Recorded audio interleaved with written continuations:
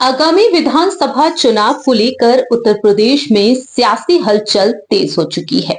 UP में विधानसभा चुनाव को लेकर राजनीतिक दलों ने अब रणनीतियां बनाना शुरू कर दिया है।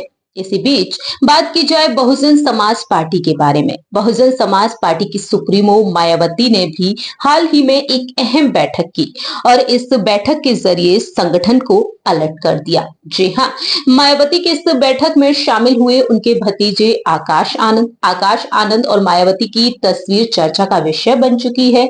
देखा गया कि आकाश आनंद जब मीटिंग में मायावती के साथ पहुंचे तो वह मायावती के पैर छूकर आशीर्वाद लेते हुए नजर आए। मायावती ने एक संदेश तो यही दे दिया कि एक बार फिर से उनके भतीजे आकाश आनंद इन चुनाव में उनके साथ रहेंगे, चुनावी प्रचार करते हुए भी देखे जा सकते हैं।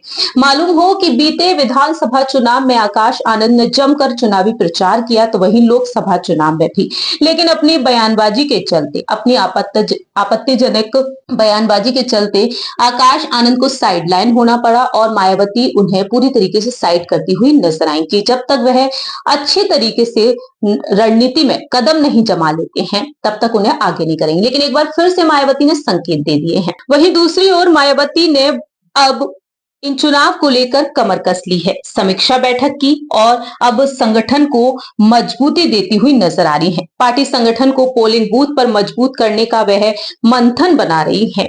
मायावती की जो बैठक की तस्वीरें आई हैं, इन बैठक की तस्वीरों से साफ जाहिर हुआ है कि बैठक में पदाधिकारियों को मायावती ने आगाह किया है। मालूम हो कि बीते कुछ दिनों पहले ही कांग्रेस की तरफ से ऑफर आया, एक खुला ऑफर के तौर पर देखा गया जब कांग्रेस के नेता मायावती से मिलने पहुंच गए। हालांकि बात यह की गई कि मायावती की बीमारी की खबरें आई थी, इसलिए उनसे मिलना चाहते थे। वहीं अब मायावती लगातार रणनीतियां बना रही हैं। चुनाव को लेकर मजबूत उम्मीदवारों का चयन किया जा रहा है। मायावती अब इस बैठक के जरिए बड़ा संदेश दे चुकी हैं और वह इन चुनाव के लिए आकाश आनंद को आगे करने के लिए पूरी तरीके से तैयार नजर आ रही हैं। अब देखना होगा कि इन विधानसभा चुनाव में मायावती की ये रणनीतियां रंग लाती हैं या नहीं। दरअसल यूपी के विधानसभा चुनाव में बीते पिछले 5 साल पहले जो चुनाव हुए, उन चुनाव में मायावती ने अकेले लड़ने का फैसला किया था।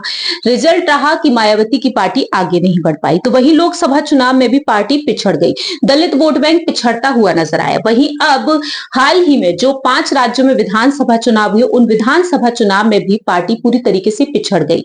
ऐसे में अब मायावती की मुश्किलें बढ़ाने के लिए भीम आर्मी चीफ चंद्रशेखर आजाद भी हैं। भारतीय जनता पार्टी सत्ता में बनी हुई है, तो वहीं सपा से मायावती गठबंधन करना नहीं चाहती, ना ही कांग्रेस से। ऐसे में देखना होगा कि आखिरकार मायावती की ये रणनीति रंग लाती है या नहीं।